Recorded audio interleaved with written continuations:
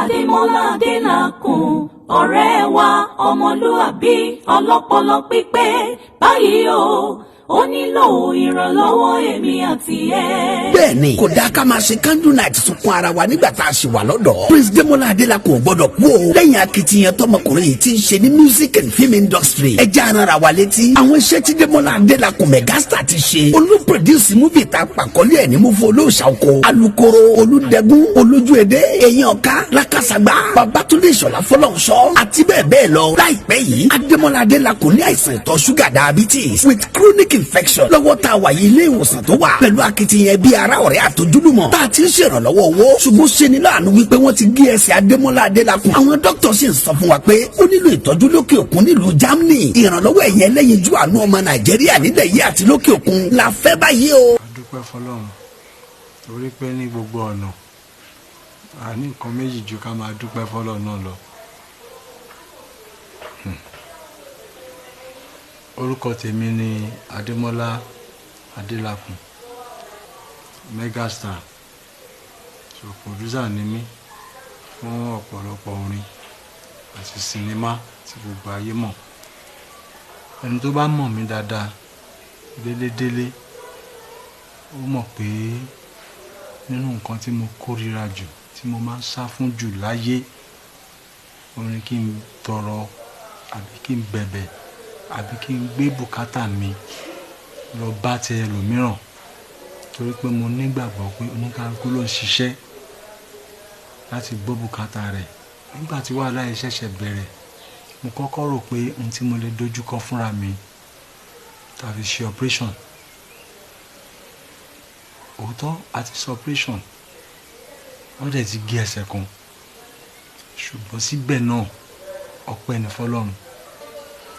Ìgbà tán parí ohun gbogbo tán wọ́n sọ pé ní kíákíá láì fi àkókò ṣòfò a gbọ́dọ̀ tẹ̀síwájú lórí ìtọ́jú tó péye fún ọ̀pá ẹ̀yìn, fún ojú àti fún gbogbo àwọn ẹ̀yà ara tó kù. Àwọn dókítà bíbáyìí wọ́n ti bá tòkè òkun sọ̀rọ̀.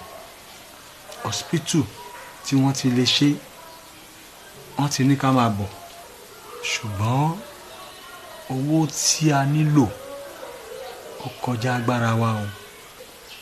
Níbo la ti fẹ́ rí? Agbára wa ò ká. Eléyìí ló jẹ́ kó pa dandan fún mi láti pàtijú tì, láti pa gbogbo ohunkóhun tì, láti fojú hàn fúnra mi, láti wá bẹ̀bẹ̀ fún ọmọ Nàìjíríà onínú dídùn ọlọ́rẹ wípé kẹ́ dákun kẹ́ ràn wá lọ́wọ́ nítorí pé ẹni àìsàn pa kò tó nǹkan, ẹni owó pa ló pọ̀ jù. Tó bá ṣe pé mo ti ṣe rere díẹ̀ rí tí ẹ bá rántí ẹ bá wo rere tí mo ṣe o. Tó bá ṣe pé mo ṣe ìkà tó pọ̀ tí ẹ lè gbàgbé ẹ má wo tìkà tí mo ṣe o, tí Ọlọ́run ní kí ẹ wò mọ́ mi lára. Ẹ má jẹ́ n ṣòfò, ẹ má jẹ́ n ṣègbé.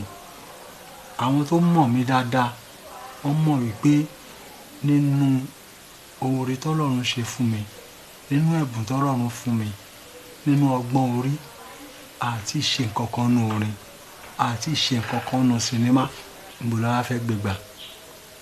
Bàtà lẹ́sẹ̀ méjì gan àsáré káàkiri àti ìlébá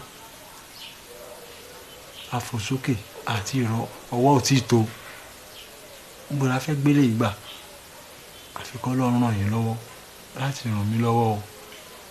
Ẹ má jẹ́ ṣòfò, ẹ má jẹ́ ṣègbé, ẹ má jẹ́ káyé fi mí kún ọlá tó wọlé sí bòjì tí ò ríta mọ́.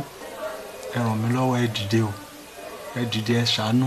Tọ́lọ́run ní kẹ́ wo káàkiri àgbáyé, ẹ ṣàánú fún wa, ẹ ní fi rí eléyìí gbà o. Ẹ wá dákun ẹ ṣàánú wa. Àfẹ́ kí Demola Adelakun kú báyìí. Ohunkóhun tẹ́ ẹ bá nípa láti ṣèrànlọ́wọ́ fún un. Ẹ̀yin náà lẹ́ni kejì ẹ̀. Ẹ fowó sàkáǹtì nọ́mbà yìí. Adelakun Olúbùkọ́lá Olúfisáyọ̀.